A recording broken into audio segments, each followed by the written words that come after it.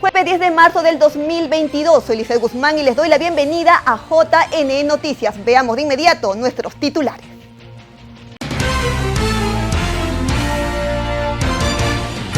En Colombia, presidente del JNE formó parte del panel de discusión sobre las experiencias en comicios de América del Sur.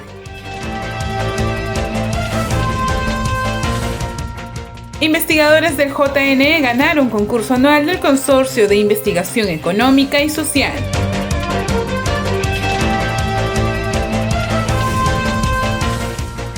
Y hasta el 15 de marzo, RENIEC deberá remitir al JNE padrones de electores de afiliados para comicios internos.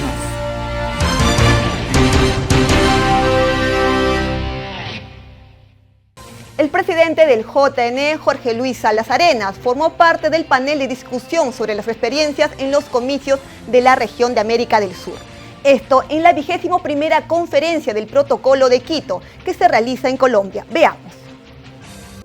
Con la finalidad de trabajar para fortalecer la gestión electoral en la región de América del Sur, el presidente del Jurado Nacional de Elecciones, Jorge Luis Salas Arenas, participa en la 21ª Conferencia Protocolo de Quito, que se realiza en la ciudad de Bogotá, Colombia. El titular del JNE integró el panel de discusión sobre experiencias de los comicios en medio de la pandemia y las fake news.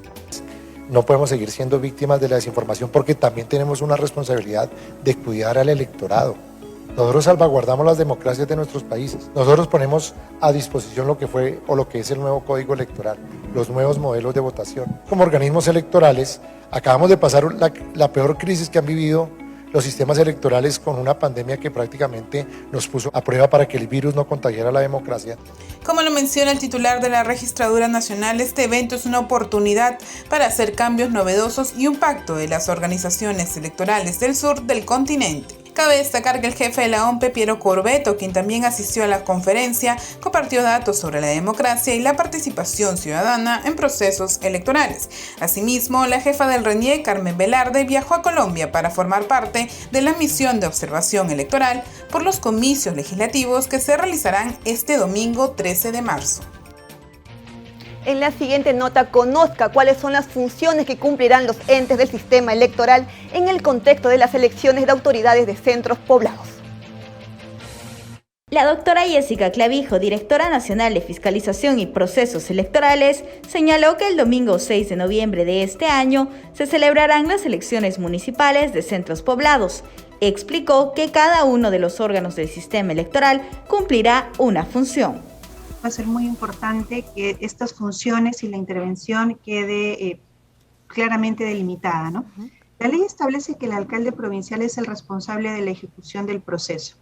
Asimismo, va a conformar un comité electoral, se tiene que conformar un comité electoral que va a estar integrado por 5 ciudadanos de la circunscripción elegidos por un sorteo, y para llevar adelante esta elección deben ceñirse a lo siguiente: deben observar el cronograma y las directivas que va a emitir la Oficina Nacional de Procesos Electorales. Esto es muy importante, la línea de tiempo. Ese cronograma y las directivas que va a emitir la Oficina Nacional de Procesos Electorales, la OMPE, deben tenerla muy presente y van a poder contar también con la supervisión, ¿no?, y el asesoramiento tanto del Jurado Nacional de Elecciones como del RENIEC en lo que requieran.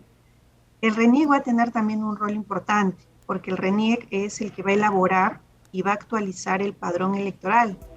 Clavijo detalló la labor que realizará el JNE en el contexto de estos comicios. La ley de elecciones de municipalidades de centros poblados prevé que hayan garantías electorales, ¿no? Si bien es cierto, el jurado va a desarrollar una labor, digamos, genérica de supervisión, de asesoramiento en aquellas consultas que nos realicen, que nos formulen. En la misma ley de elecciones de autoridades de centros poblados, en el rubro de garantías, se prevé que se debe hacer coordinaciones, por ejemplo, con el auxilio de la fuerza pública, ¿no?, para mantener el orden, que pueden contar con observadores electorales, justamente para dar transparencia a este proceso electoral, pero también prevé que pueden celebrar convenios con el Jurado Nacional de Elecciones para que el día de la elección puedan contar con fiscalizadores. Nosotros tenemos un poco más de 190 municipalidades provinciales a nivel nacional, no con todas tenemos convenio, pero quedamos nosotros evidentemente llanos a que se inician las gestiones para celebrar los convenios interinstitucionales con el Jurado Nacional de Elecciones, podamos nosotros también estar presentes con fiscalizadores el día de la jornada electoral. Además, se recuerda que los alcaldes provinciales del país deben convocar el próximo 11 de marzo a elecciones de autoridades municipales de los centros poblados. A continuación, en la siguiente nota, entérese si los extranjeros residentes en el país cuentan con el derecho de sufragio en las próximas elecciones municipales. Con un proceso electoral próximo es muy frecuente la duda sobre si los extranjeros residentes en el país pueden votar en las próximas elecciones regionales y municipales y así elegir a sus autoridades. Con la reciente publicación del JNE del Padrón Definitivo de Electores que participarán en los comicios, se desprende el dato que 153 ciudadanos son los extranjeros residentes en el Perú inscritos en la publicación final. Según el artículo 7 de la Ley de Elecciones Municipales, los extranjeros mayores de 18 años residentes por más de 2 años continuos previos a la elección tienen derecho a elegir y ser elegidos en las elecciones municipales, excepto en las zonas de frontera. Como lo indica la ley, los extranjeros residentes solo participan en las elecciones municipales, es decir, solo podrán elegir alcaldes y regidores del distrito donde viven. Los ciudadanos residentes en el país no están facultados para elegir a los gobernadores, vicegobernadores y consejeros regionales. Asimismo, en caso no ejerzan el derecho de sufragio el día de las elecciones, es necesario precisar que dicha omisión de sufragio no se sanciona con multa electoral, exonerándolos de la misma. Cabe destacar que dicha ley se incentivó con el propósito de promover la participación electoral de los extranjeros residentes en los procesos electorales. En este caso, el más próximo, el 2 de octubre, día en que podrán ser elegidos y elegirán a sus autoridades locales. Investigadores del JN ganaron concurso anual del Consorcio de Investigación Económica y Social. Su proyecto apunta a medir el impacto de la Ley de Paridad y Alternancia en la región Cajamarca. Diego Sánchez, Henry Ayala, Pamela Cantuarias y Manuel Ponte son los ganadores del concurso anual de investigación 2021 organizado por el Consorcio de Investigación Económica y Social. Ellos plantean investigar el impacto de la paridad y alternancia en Cajamarca, elecciones regionales y municipales 2022. El Congreso de la República aprobó en el año 2020 la Ley 31030, que incrementó la cuota de mujeres que deberían ser incluidas en las listas a candidaturas y estableció la disposición de que en las listas postularan hombres y mujeres de manera alternada, ¿no? Esta reforma, junto con otras, estaba destinada a promover la mayor representación de las mujeres, ¿no? Entonces, teniendo en cuenta que, digamos, las limitaciones que han tenido este tipo de reformas en el pasado, en la región y en el país, nuestro objetivo principal es evaluar el impacto de la Ley de Paridad y Alternancia en la selección de candidaturas de las organizaciones políticas a nivel subnacional. Los investigadores explicaron cuál es la importancia de realizar este proyecto. Al ser las próximas elecciones regionales y municipales, la primera vez que se vaya a aplicar esta reforma, ¿no? Por eso es que radica mucho su importancia de evaluar el impacto que tendría y justamente también a partir de la experiencia en las elecciones generales, ¿no? Añadido a eso, es interesante también describir algunos aspectos de nuestra propuesta metodológica, ¿no? Estamos proponiendo de que hagamos esta investigación principalmente en Cajamarca, región en la que vemos que los indicadores en cuanto a la participación política de mujeres, tanto a nivel de inscripción de afiliadas y también de candidaturas, tanto en cargos ejecutivos como de consejería o regiduría, tienen la tasa más baja, ¿no? Entonces, por eso es que surge el interés de poner la lupa sobre la región de Cajamarca. Los resultados de esta investigación serán presentados en el mes de diciembre y contribuirán a conocer el impacto de este tipo de reformas en los procesos electorales. Contar con un padrón electoral aprobado implicó una serie de actividades, entre las que se destaca la fiscalización que realizó el JNE a la relación de ciudadanos y también las visitas domiciliarias junto al RENIEC. Veamos la siguiente nota. La directora del Registro Electoral del RENIEC, Lía Calderón, informó que la aprobación del padrón electoral para los comicios municipales y regionales implicó una serie de actividades intensas para su depuración. Destacó además que contaron con el trabajo de fiscalización del JNE a fin de evitar posible transhumancia en este proceso. Tuvimos una campaña El Padrón Lo Hacemos Todos, que generó visitas, generó una depuración, generó una revisión del padrón, general consulta a nuestra página web. Por su parte, José Tello, miembro del Instituto Peruano de Derecho Electoral, recordó que el trabajo de fiscalización del JNE al padrón electoral no es nuevo, es una actividad que realiza previo a una elección. Y lo hace en justamente cumplimiento de sus atribuciones constitucionales y también legales. Entonces, por ejemplo, para una elección municipal, porque hay que centrarnos en este tipo de proceso que viene, lo que se tiene que dar ahí es el hecho de evitar de que hayan golondrinos. Entonces, este problema, porque es un problema serio en algunas localidades, sin lugar a dudas con poca población donde se incide el traslado ilegal de personas para que puedan votar, es algo pues que tiene que ser totalmente proscrito y por eso el jurado cumple con esa labor, ¿no? El padrón electoral definitivo aprobado por el JNE lo componen más de 24 millones de peruanos. Además, se sabe que votarán este 2 de octubre 153 ciudadanos extranjeros. Según informó el RENIEC, su trabajo respecto del padrón no se detendrá en los próximos meses, ya que remitirán mensualmente la relación de defunciones a la OMPE.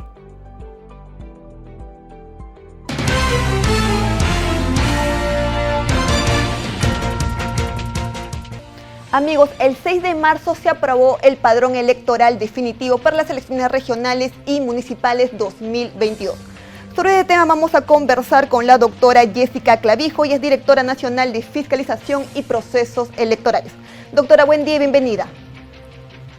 Muy buenos días, gracias Lizeth por la bienvenida. Efectivamente, el pasado 6 de marzo fue un hito que se ha cumplido ya en el cronograma electoral que implicaba la aprobación del padrón electoral. Este grupo de ciudadanos y además de extranjeros registrados que van a poder ejercer su derecho al sufragio en estas elecciones regionales y municipales 2022. Doctora, ¿cuántos electores votarían para las elecciones regionales y municipales, tanto nacionales como extranjeros?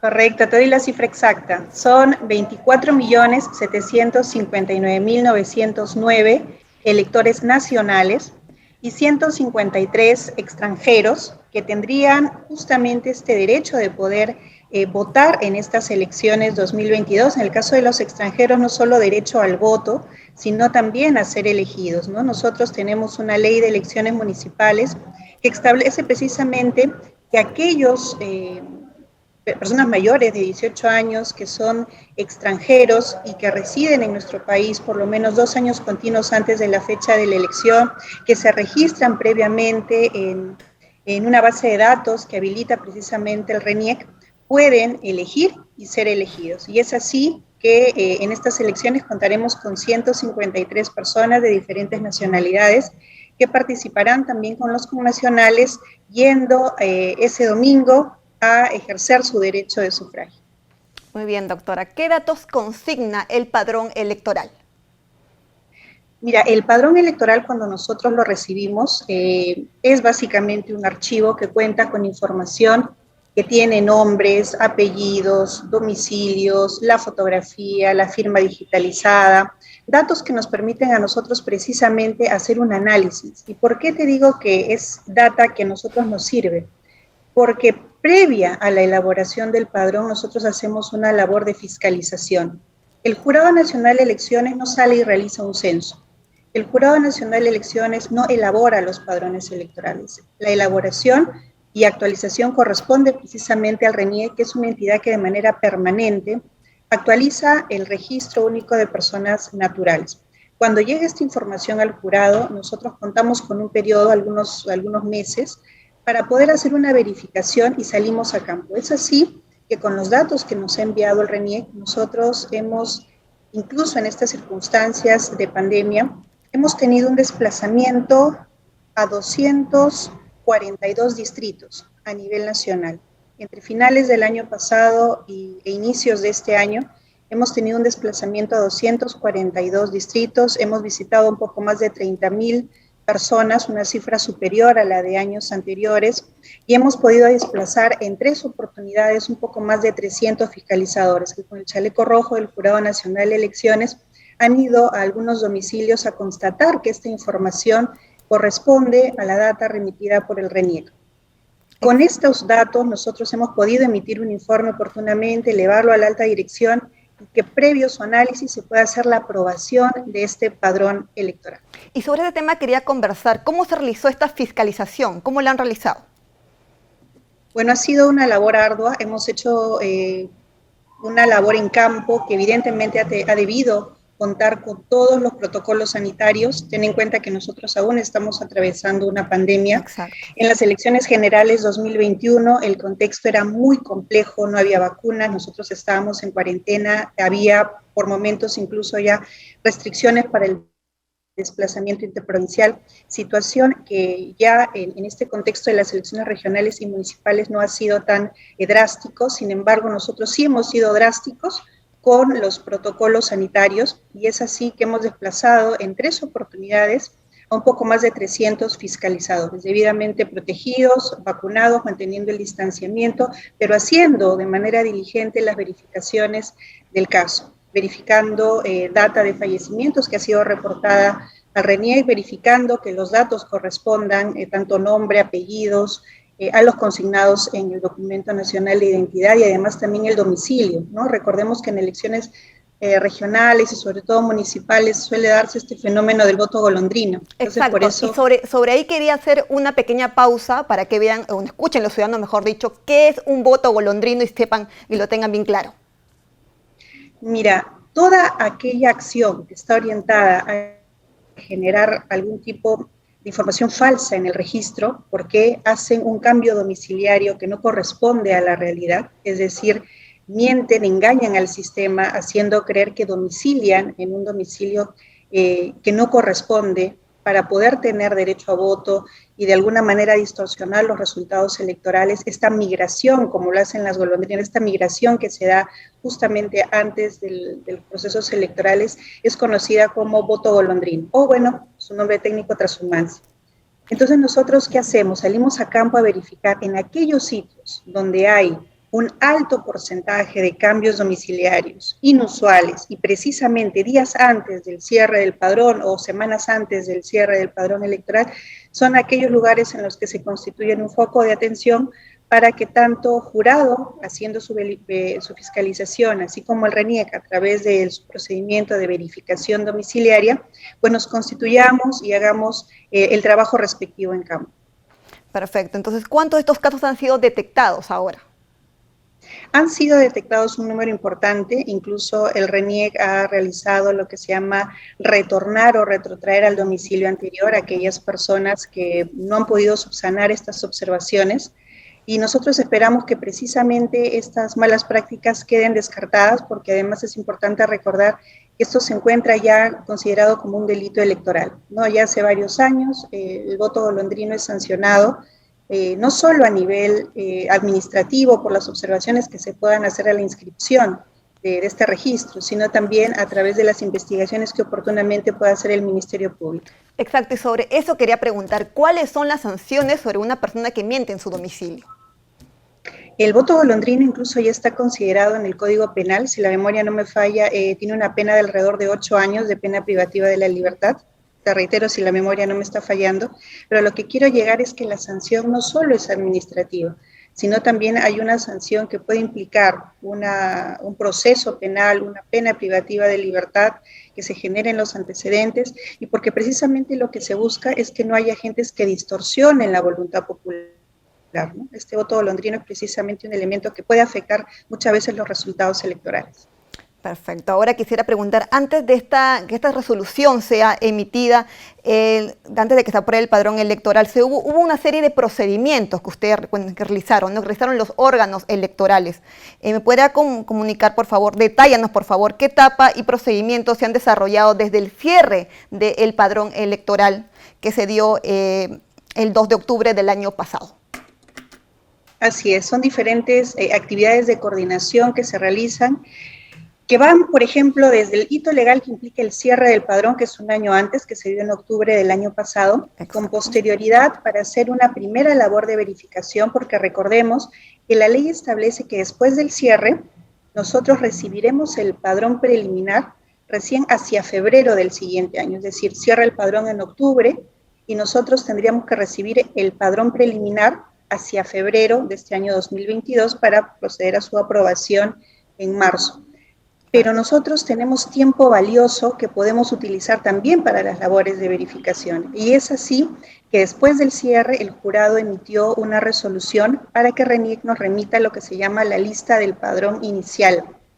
Esta lista del padrón inicial nosotros la recibimos en noviembre del año 2021 y precisamente ese fue el primer insumo que nosotros tuvimos para poder realizar actividades de campo hacia finales del año pasado, entre noviembre, diciembre, estuvimos ya con unas primeras salidas, a inicios de este año también con fiscalizadores en campo, y después de recibir el padrón, nosotros en el mes de febrero seguimos remitiendo al RENIEC algunas observaciones, información que nosotros necesitábamos que sea aclarada, algunas observaciones que requerían ser subsanadas, y efectivamente RENIEC cumplió con esa labor.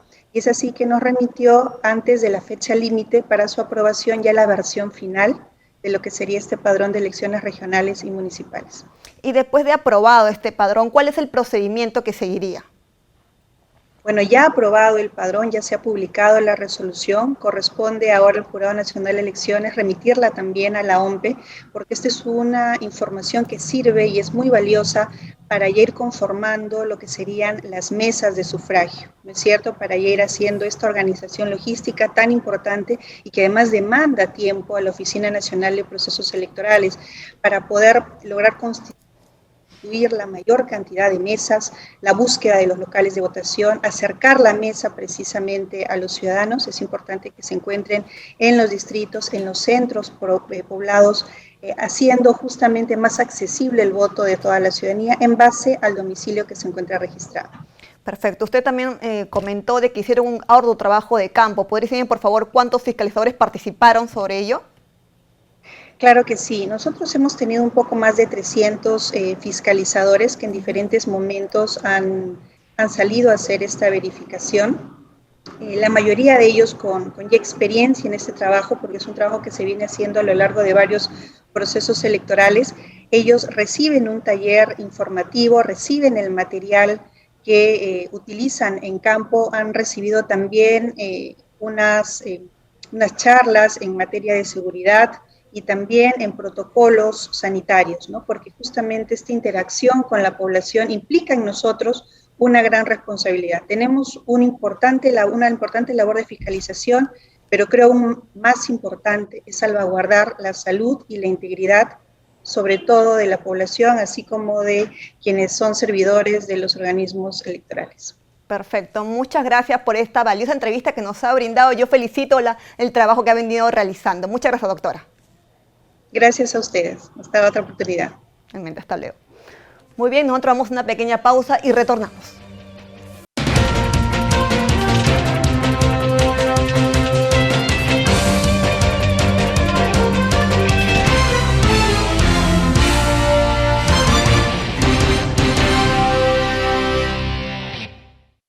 En Trujillo, las elecciones internas de mayo contarán con el resguardo del Ejército y la Policía, tras coordinarse con la OMPE las medidas de seguridad en los locales de votación. La OMPE, a través de su Oficina Regional de Coordinación en Trujillo, se reunió con representantes del Ejército y la Policía para coordinar la seguridad en los locales donde se realizarán los comicios internos de las organizaciones políticas. La gestora de la ORC Trujillo, Dinka Huaccha, sostuvo un encuentro con el jefe de la sección del planeamiento del Ejército, Leoncio Bernal Pozo, y con el delegado de la policía, Miguel Ávila González, con quienes se abordó lo necesario para que los locales de votación partidarios realicen comicios en mayo sin ningún contratiempo. La funcionaria de la OMPE recordó que la norma establece que los efectivos de las Fuerzas Armadas y de la Policía solamente permitirán el ingreso de los ciudadanos afiliados, de los funcionarios de los organismos electorales, del personal del Ministerio Público, de los personeros y de los observadores debidamente acreditados. Por último, precisó que la OMPE mantiene contacto con las distintas organizaciones políticas para proporcionarles información y asistencia técnica, y lo seguirá haciendo a lo largo de todo el proceso. Con respecto a los miembros de mesa, indicó que serán seleccionados por los partidos políticos y movimientos regionales, y el ente electoral los capacitará de manera presencial y virtual. Más de 24 millones de peruanos acudirán este 2 de octubre a elegir a sus autoridades locales, entre ellos alcaldes, regidores, gobernadores, vicegobernadores y consejeros regionales. Veamos. Con la aprobación del padrón electoral definitivo que servirá de base para las elecciones regionales y municipales de este año, conocemos ya la cantidad de electores que participarán de dichos comicios, un total de 24.760.062 ciudadanos, aptos para elegir a sus autoridades en las próximas elecciones regionales y municipales 2022. Entre ellos figuran 153 ciudadanos extranjeros que tienen residencia en el país por más de 2 años y fueron inscritos en el padrón electoral municipal. La mayor cantidad de población está en Lima, con 8.365.477 electores, seguido de La Libertad con 1.461.459 ciudadanos habilitados, y muy cerca Piura con 1.432.214. Al otro extremo, la menor cantidad de electores se sitúa en Madre de Dios, con 123.947 ciudadanos que acuden irán a votar este 2 de octubre. Población electoral que elegirá a sus autoridades, alcaldes, regidores, gobernadores, vicegobernadores y consejeros regionales. Cabe destacar que para la aprobación de este padrón definitivo, la Dirección Nacional de Fiscalización y Procesos Electorales del JNE desarrolló previamente un exhaustivo e intenso trabajo de fiscalización de la lista del padrón inicial y del padrón preliminar de electores remitidos por el RENIEC. En la siguiente nota, el jefe de Servicios al Ciudadano del JNE explica cómo usar la mesa de partes virtual del JNE. Estén muy atentos. La mesa de partes del JNE tiene 2 modalidades de atención, la presencial y la modalidad virtual, informó el jefe de Servicios al Ciudadano del JNE, Luis Grillo, en entrevista a JNE TV. Grillo explicó cómo se accede a esta plataforma virtual. A los y a las ciudadanas a que puedan visitar nuestra página web www.jne.gov.pe. Una vez que abran nuestra página web, van a encontrar que en la parte inferior hay como ciertos cuadrados o iconos en la parte inferior de la plataforma, donde van a identificar entre ellos los discursos de nuestro señor presidente, la plataforma electoral, una plataforma sobre las elecciones regionales municipales 2022. Entre ellas, en la parte inferior, al lado derecho, encontrarán este icono de la mesa de partes virtual. Una vez que hagan clic en este link, van a ver unos avisos sobre algunos recordatorios de presentación de documentos, sobre todo los jurisdiccionales, que estén enmarcados dentro del proceso electoral 2021. Por ejemplo, que se encuentra habilitado el sistema del SIGE, en plataforma que podrá acceder, y le damos el link. Una vez que vemos estos avisos importantes, los eliminamos, es decir, cerramos esa ventana, y vamos a ver que vamos a tener que registrarnos. Si no estamos registrados, debajo de este botón de ingresar, vamos a encontrar un link que dice no tiene cuenta, y hay un link que dice registrarse. Una vez que nosotros linkeamos, el sistema nos va a solicitar nuestro número de DNI, la fecha de nuestro nacimiento, que tendremos que poner día, mes y el año, las 4 cifras del año, y el dígito verificador del DNI, que se encuentra en la parte superior final del número del DNI asignado en nuestro documento. Una vez que nosotros ingresamos nuestros datos, el mismo sistema se va a encargar de brindarnos la información que se requiere para poder habilitarnos y poder hacer uso de esta plataforma. Entonces, a través de esta mesa de partes, sí es importante que mencionemos que vamos a requerir consignar todos nuestros datos personales y luego vamos a tener que ingresar en el sistema o seleccionar dentro del sistema el tipo de expediente que vamos a generar. Es decir, el trámite que vamos a realizar es un trámite administrativo o jurisdiccional, tendremos que seleccionar. Si este documento va a un jurado electoral especial, tendremos que seleccionarlo.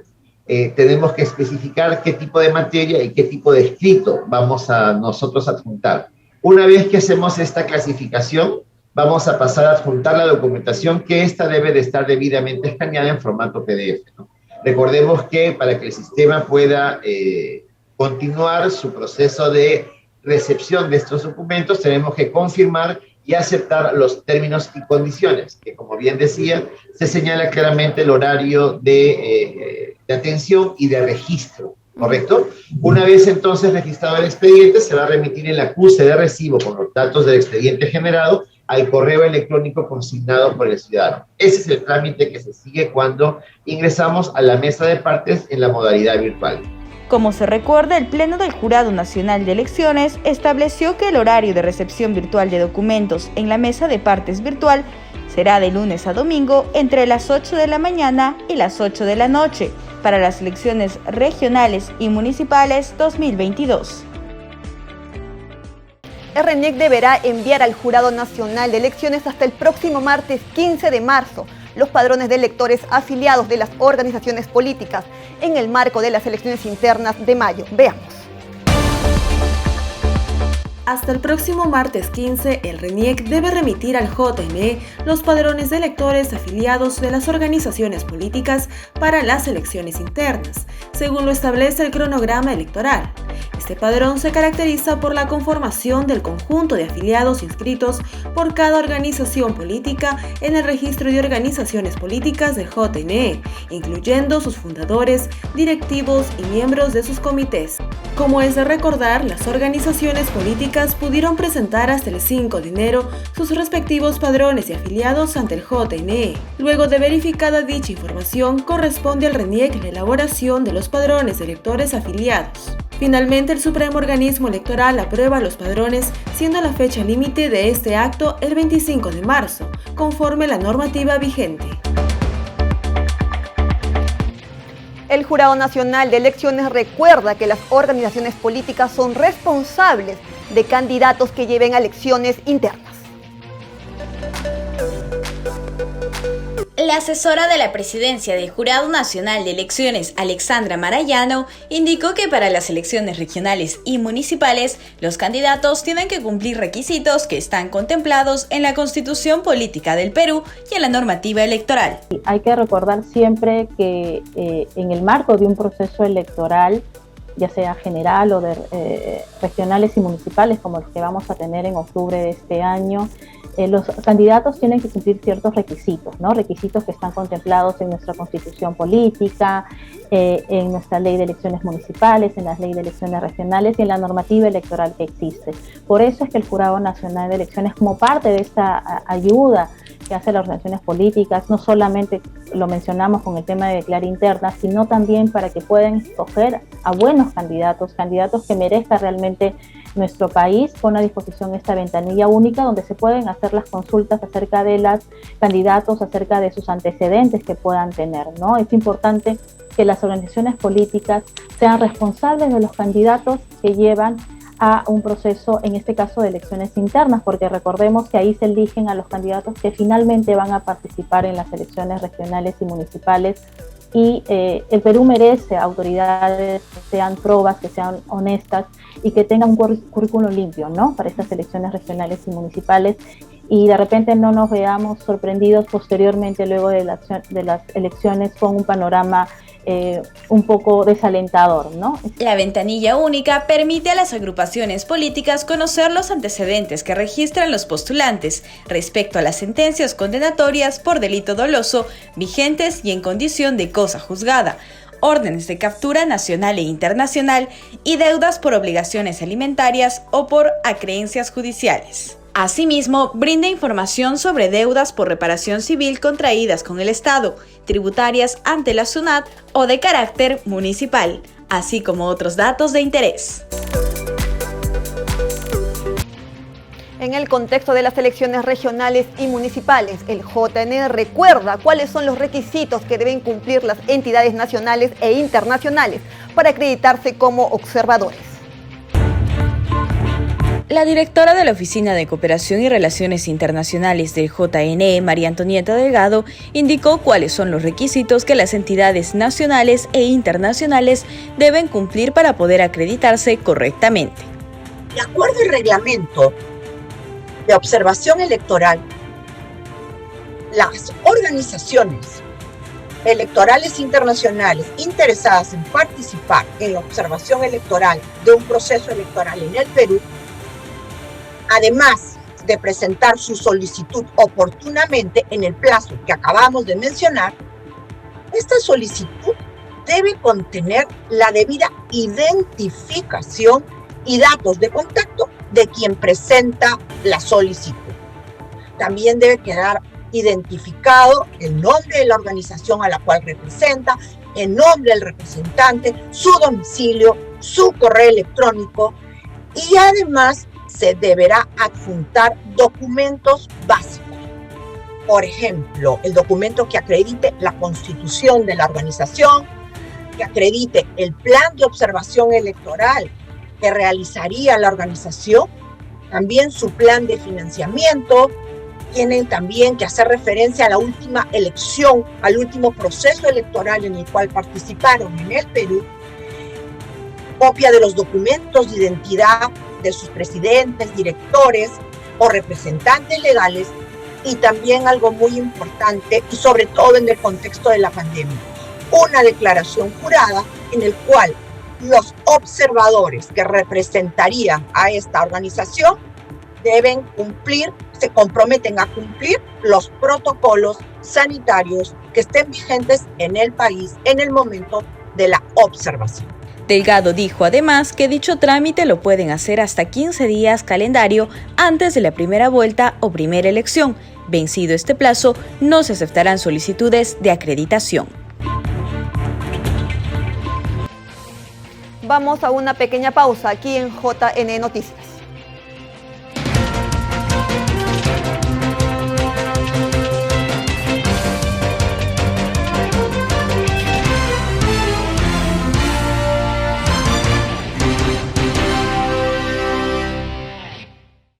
El Seguro Integral de Salud nos reporta las noticias más importantes de su sector a través de su microinformativo CIS a tu servicio. Gracias por el pase. Bienvenidos a esta nueva edición del microinformativo CIS a tu servicio.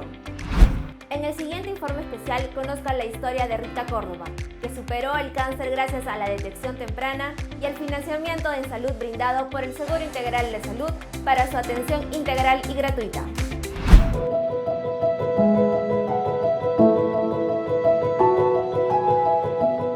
El 2014 me detectaron cáncer. Yo soy natural de Iquitos. Los obstetras se fueron a mi casa buscando pacientes para hacer Papa Nicolau. Llegaron a mi casa y me dijeron que me haga un Papa Nicolau. Yo les decía, pues que no quiero hacer un Papa Nicolau porque no tengo ningún dolor. En mi vientre yo me siento sana, decía. Y ellos me insistían, señorita, que me haga el Papa Nicolau. Me voy pues, a hacer mi Papa Nicolau, sale negativo. Y al palpar a mis senos, ellos ya me detectan. Pues ellos al tocarme adentro, acá en este lado, me lo apretaban, me tocaban y me decían que ellos sentían un bulto ahí. La detección temprana y contar con el Seguro Integral de Salud, SIS, le salvaron la vida a Rita Córdoba Mendoza. Tuve 14 quimios y 20 radioterapias y gracias a Dios estoy con vida. Esa fe inquebrantable le ayudó a tolerar durante 7 años un largo y duro tratamiento contra el cáncer de mama. Tal vez en algún momento pensaste que esta batalla no la ibas a ganar. Humanamente sí se piensa así. Humanamente yo decía, Señor, no tengo fuerzas. Ayúdame, Señor, le decía. En ese camino, el CIS y el Fondo Intangible Solidario de Salud, FISAL, jugaron un importante rol.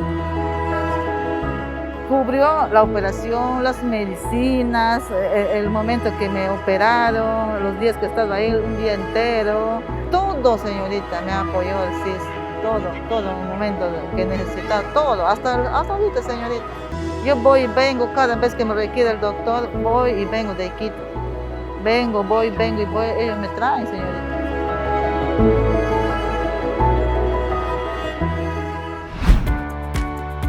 El CIS, a través del FISAL, acompañó en todo el proceso a Rita. La aseguradora pública más grande del país, junto con el FISAL, brindan cobertura integral y gratuita para la detección del diagnóstico y tratamiento contra el cáncer. En los 2 últimos años, financió más de 190.000 atenciones por cáncer de mama y en el 2021 transfirió más de 140 millones de soles a institutos especializados y principales hospitales del país para la cobertura de enfermedades oncológicas. En el 2014 yo escuchaba que costaba plata y como nosotros somos humildes no tenemos medios, pero gracias al apoyo del CIS he podido estar continuo en el tratamiento. Ellos me han apoyado mucho en los pasajes, me han apoyado en cada momento que estoy acá, siempre me están preguntando cómo estás, dónde estás, tu cita, todo, ellos están preocupados por el paciente. Así como Rita, más de 87.000 asegurados a nivel nacional accedieron el año pasado a tratamientos contra el cáncer, gracias al financiamiento del CIS. Hay que tener solamente esa voluntad, señorita, querer uno sanarse. Luego de superar la enfermedad, Rita debe retornar el próximo año a Lima para sus controles y sus pasajes serán financiados por el FISAL. Ella ganó la batalla contra el cáncer y a sus 50 años está segura que seguirá disfrutando de su familia muchos años más.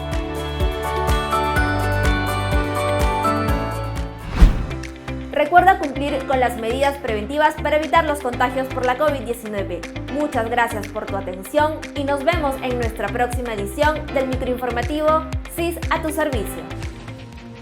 Ahora conozca las 5 noticias oficiales del día, elaborada por la Agencia de Noticias Andina. Bienvenidos, desde la Agencia de Noticias Andina, estas son las 5 noticias del día. El gobierno aprobó una serie de normas para favorecer con un incremento sustancial el salario de los docentes de la carrera pública magisterial. El nuevo monto de la remuneración íntegra mensual por hora de trabajo correspondiente a la primera escala será de 83 soles con 34 céntimos. Asimismo, el monto de la remuneración mensual a otorgarse al profesor se fija en 2.500 soles con 20 céntimos, para la jornada laboral de 30 horas. El gobierno transfirió también recursos a las regiones para financiar el costo diferencial del incremento hasta por 405 millones de soles.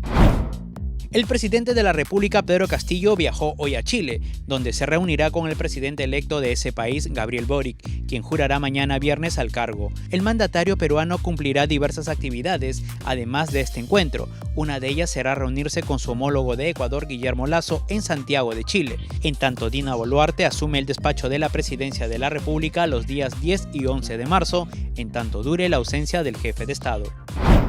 El ministro de Educación, Rosendo Serna, confirmó esta mañana que este lunes 14 de marzo se iniciarán las clases presenciales en 18 regiones del país, para lo cual se ha dispuesto que los ministros se desplacen a dichas jurisdicciones para inaugurar el año escolar.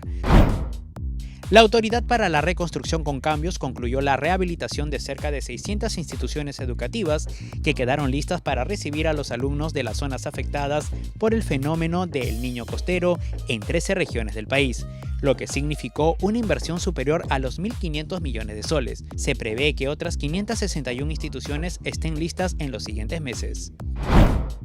El gobierno declaró por 60 días en estado de emergencia al distrito de Machu Picchu en la región Cusco, debido al alto riesgo de producirse huaicos, deslizamientos e inundaciones, a consecuencia de las intensas lluvias.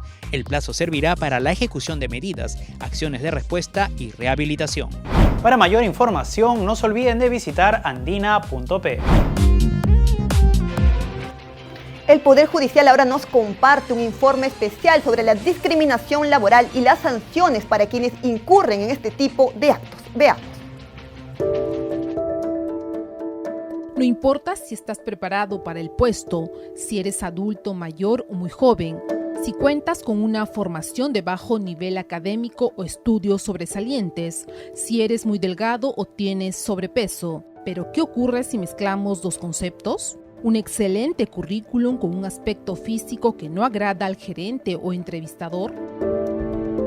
En la actualidad, la apariencia física es sobrevalorada, un problema que se ha convertido en una de las principales dificultades al momento de postular a un empleo, cuando se vulneran los derechos de una persona usando como pretextos parámetros estéticos construidos culturalmente.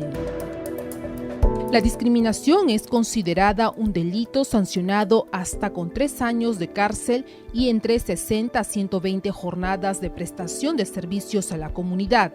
La pena puede incrementarse hasta con 4 años de prisión si quien realiza el acto discriminatorio actúa en su calidad de funcionario público, ejecuta el hecho a través de Internet o mediante actos de violencia física o mental. Toda persona que se sienta discriminada puede acudir al Ministerio de Trabajo para denunciar estos hechos e incluso puede plantear una demanda por daños y perjuicios ante el Poder Judicial por haber sido afectada con alguna oferta de trabajo discriminatoria. Recuerda, el talento no entiende de tamaños y formas, no importa de qué color sean los ojos, la piel ni estatura. Todos tenemos los mismos derechos.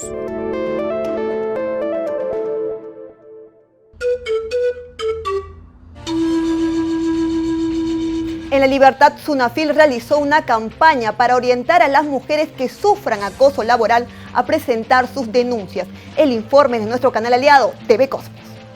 Cada día miles de mujeres en La Libertad luchan por hacer respetar sus derechos en sus puestos de trabajo. Lamentablemente, a lo largo de los años, la desigualdad persiste en la sociedad. En La Libertad, por ejemplo, este grupo humano constantemente realiza sus denuncias a la Superintendencia Nacional de Fiscalización Laboral, SUNAFIL, por diferenciaciones con sus compañeros del sexo masculino, a pesar de ocupar el mismo cargo. Otro problema que lamentablemente sigue en pie es el acoso laboral de hombres a mujeres en algunas empresas. En La Libertad tenemos algunas denuncias que han sido atendidas a través de la Inspección del Trabajo respecto a algunas diferenciaciones que habrían habido en el caso de algunas trabajadoras que consideran de que no se les está tratando de manera equitativa a pesar de que desarrollan la misma actividad por parte de todos los, igual que los trabajadores varones. El acoso es penado, incluso colinda con el delito penal, que también puede ser denunciado. Por eso decimos, ¿no?, a todos los trabajadoras que se ven vulnerados sus derechos, que se apersonen a las oficinas de la Intendencia a fin de poder evaluar su solicitud, su denuncia y poder verificar el cumplimiento, ¿no?, de las normas que se ven vulneradas, ¿no? El promedio usualmente por mesa de parte presencial y virtual nos ingresan un promedio de 40 solicitudes diarias, de las cuales se tiene que evaluar si todas cumplen las formalidades que se requiere para considerarse como denuncia y poder aperturar una orden de inspección a fin de que un equipo inspectivo se pueda personar a la empresa y desarrollar el procedimiento inspectivo a fin de determinar si existe o no existe el incumplimiento por parte del empleador que ha sido denunciada por la trabajadora, ¿no? Y tomando en cuenta la situación actual que atravesamos por la pandemia de la COVID-19, los trabajadores en general hacen llegar sus reclamos a SUNAFIL con respecto al incumplimiento de las normas de seguridad y salud. En seguridad y salud generalmente de manera oportuna tenemos varias materias en seguridad y salud. Generalmente estamos viendo que los reclamos van en el sentido de que no se les entrega los equipos de protección personal de manera oportuna, que las empresas no tienen implementados sus planes de vigilancia y control para la prevención del COVID.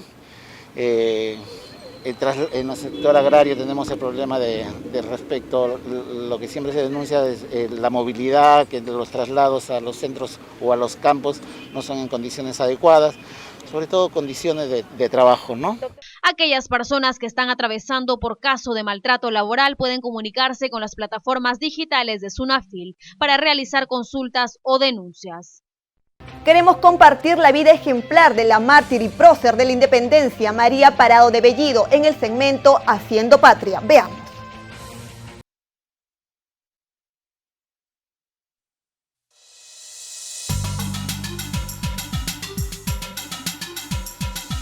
El Perú es un país multicultural, lleno de historia y tradiciones, de momentos buenos y malos, de lecciones aprendidas y otras aún por aprender. Con miras al Bicentenario, esto es Haciendo Patria, un espacio de formación de valores y de reflexión. Espacio producido por Voces en Línea y Radio UPN en colaboración con el Jurado Nacional de Elecciones. La unidad lo hace todo y por lo mismo debemos conservar este precioso principio. Simón Bolívar nos dejaba este potente mensaje que evidencia que a lo largo de la historia de nuestra independencia, la unión fue un valor fundamental para poder vencer a nuestros enemigos. Así es, David, una palabra tan fuerte e importante que permitió que muchos de nuestros héroes y heroínas de nuestra historia vencieran sus miedos y demostraran que detrás de una gran lucha habían decenas de personas que de alguna forma u otra contribuyeron con el logro de nuestra independencia. Una de ellas, nuestra protagonista de hoy. Así iniciamos entonces el episodio número 7 de Haciendo Patria, un espacio producido por Voces en Línea de Radio UPN en un trabajo conjunto con el Jurado Nacional de Elecciones. Mi nombre es David Torres y sean bienvenidos. Se sabe poco o nada de lo que fue su infancia, pero su sacrificio fue crucial para lograr la independencia del Perú. Precursora de la independencia, mártir, espía, heroína y madre, que prefirió morir antes que revelar los nombres de sus compañeros combatientes. ¿Ya sabes de quién estamos hablando, Leila? Claro que sí, David. Estamos hablando de María Parado de Bellido, una mujer cuya vida privada se desconoce casi por completo. Se discute si nació en Huamanga, que luego pasaría a llamarse Ayacucho, o en Parás. Incluso la fecha de su nacimiento se debate. No se sabe si fue en 1777 o en 1761. Y aquí nos preguntamos, pero ella que fue una mujer tan importante en la historia de nuestra emancipación, ¿por qué desconocemos gran parte de su vida? Esto es, Leila, porque el papel que jugaron las mujeres en esa lucha no fue muy valorado en su momento, pero María Parado de Bellido sí jugó un rol fundamental en la causa libertadora. Incluso sin saber escribir, ella ya transportaba cartas con información valiosa al ejército patriota. ¿Y cómo sin saber escribir redactaba estas cartas? Pues se las dictaba a un amigo suyo, y luego ella las firmaba con su segundo nombre, Andrea. Gracias a estos mensajes que enviaba, salvó al ejército libertador en muchas ocasiones, como en Quilcamachay, por ejemplo. Pero sería descubierta por un descuido, Leila. Los realistas descubrieron una de las cartas que ella había firmado y fue apresada dentro de su propia casa. La interrogaron y ella se negó a dar los nombres de sus compañeros, razón por la cual fue fusilada el 1 de mayo de 1822. Su coraje, su solidaridad, vocación de servicio, el amor a su familia y a su pueblo, la convirtieron en la heroína que todos conocemos ahora. Una heroína cuyo ejemplo se ve reflejado en Katia Villarreal, nuestro caso de hoy. Una mujer fortaleza que lidera un grupo de vecinas en el asentamiento humano Extensión El Mirador. Katia, junto a sus compañeras, diariamente prepara alrededor de 40 platos que sirven para alimentar a las familias de los alrededores de la zona. Pero Katia no está sola. Otro caso similar es el de Alicia Lima, encargada de la olla común Yapanguasi o Casa de Todos en quechua, ubicada en la rinconada Pamplona Alta. En medio de la arena y todas esas temperaturas muy extremas que se enfrenta día a día, Alicia se levanta todos los días para servir a su comunidad. Así, pobres entre nosotros, nos ayudamos para poder ayudar a otras personas. Esas serían las palabras de Alicia Lima en una entrevista donde también comentaría que el proyecto de la olla común iniciaría con lo poco que ella y sus compañeras tenían. Ella, junto a sus vecinas, se dedicaban a arreglar utensilios, muebles, sillas, entre otras cosas, hasta que pudieron conseguir el apoyo de la ONG Perú Niñez. ¿Te imaginas lo difícil que habrá sido esto, Leila? Sin duda fue un reto muy grande. Hemos visto el sacrificio que estas heroínas se enfrentan cada día, levantándose pese a las adversidades, para llevar un plato de comida a su comunidad. Esto nos demuestra que en nuestro país aún existen buenas personas y, sobre todo, mujeres coraje. También nos recuerdan que todos podemos hacer patria, que al igual que María Parado de Bellido, Katia Villarreal y Alicia Lima, nosotros también podemos colaborar al beneficio de nuestro país. Y que seguir su ejemplo en momentos difíciles nos ayudará también a crecer como nación. Esta ha sido la 7ª edición de Haciendo Patria, programa de Voces en Línea y Radio UPN en un trabajo conjunto con el Jurado Nacional de Elecciones.